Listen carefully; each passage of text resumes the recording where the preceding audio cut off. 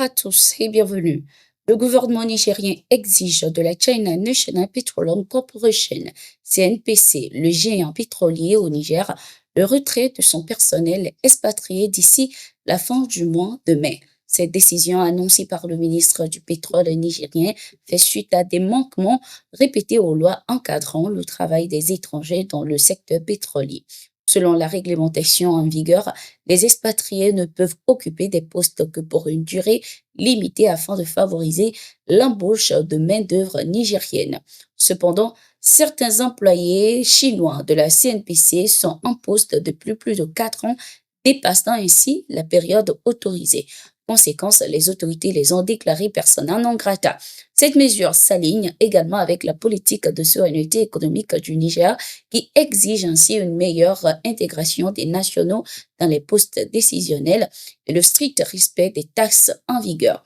Notons qu'il y a quelques mois, plusieurs responsables chinois du secteur pétrolier travaillant pour les entreprises Soraz, CNPC, WAPCO avaient déjà été expulsés par les autorités nigériennes. Ils sont également accusés de ne pas avoir respecté les lois locales relatives au développement économique. Au Mali, ce 23 mai 2025, les ministres des Affaires étrangères de l'Alliance des États du Sahel, AES, étaient chez le président de transition du Mali, le général Assimi Goïta. Cette rencontre, conduite par le ministre malien Abdoulaye Diop, incluait des homologues du Burkina Faso Karamoko Jean-Marie Traoré et du Niger Bakari Yao Zangaré ainsi que l'ambassadrice burkinabé au Mali. Objectif, harmoniser la position de l'AES après les premiers pourparlers avec la communauté économique des États de l'Afrique de l'Ouest, CEDEAO, dans le cadre du retrait coordonné des 3 pays. Nous avons convenu d'une approche collective pour structurer le dialogue chapitre par chapitre avec comme priorité l'intérêt des populations, a souligné le ministre des Affaires étrangères du Burkina Faso. Les 2 parties ont ainsi défini un cadre de négociation mutuelle évitant les démarches individuelles. Le président du Mali, le général Assimi Goïta, a donné ses directives pour les prochaines étapes, réaffirmant une volonté d'unité et de responsabilité. Cette rencontre marque ainsi une avancée vers des discussions apaisées entre l'AES et la CEDEAO. Burkina Faso, le Premier ministre Jean-Emmanuel Ouédraogo a rencontré l'ambassadeur chinois Lu Shan, arrivé au terme de sa mission de 3 ans. Le diplomate a profité de cette rencontre pour faire le point sur les réalisations concrètes de la coopération entre les 2 pays. Parmi les projets marquants figure en tête le CHU de Bobo-Dioulasso, dont la livraison est imminente. Ce joyau représente notre plus important projet d'aide en Afrique, a souligné l'ambassadeur.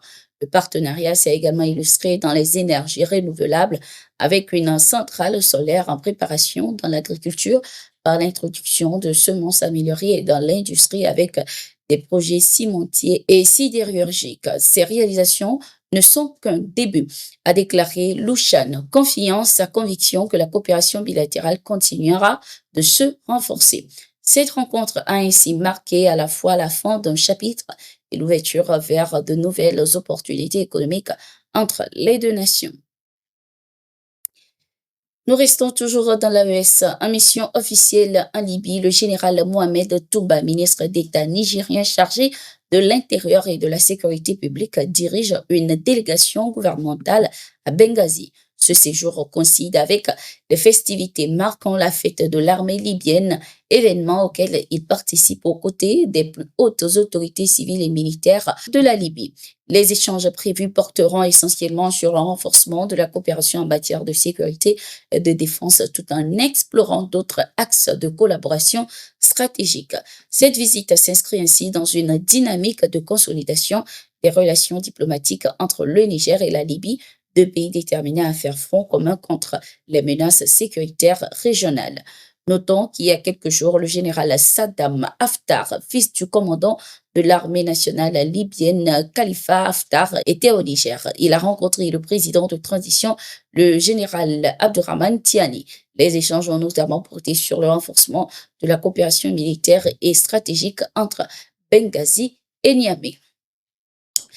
Le Kenya a exprimé ce 26 mai 2025 son appui au plan marocain d'autonomie pour le Sahara occidental, renforçant ainsi son alignement sur la position de nombreux pays africains, arabes et occidentaux. Ce conflit, enlisé depuis 1975, oppose le Maroc qui revendique ce territoire au front Polisario soutenu par l'Algérie qui prône l'indépendance. Dans un communiqué publié après les discussions à Rabat, Nairobi a qualifié la proposition marocaine de solution crédible et réalisée. Les deux pays ont également célébré 60 ans de relations diplomatiques avec l'ouverture d'une ambassade kenyane au Maroc. Les échanges économiques devraient s'intensifier. Le Maroc, leader en phosphate et engrais, accélérera ainsi ses exportations vers le Kenya. En retour, Nairobi souhaite exporter davantage de thé, café et produits frais. Les deux nations envisagent aussi une coopération renforcée en énergie renouvelable, tourisme et sécurité. Enfin, le Kenya soutient une initiative marocaine facilitant l'accès des pays sahéliens au commerce mondial via les ports atlantiques du Maroc. Ainsi se referme cette édition de Gatigo. Merci d'être resté avec nous. Nous sommes en continu sur nos différentes plateformes et sur notre site d'information, le www.toutafrica.com.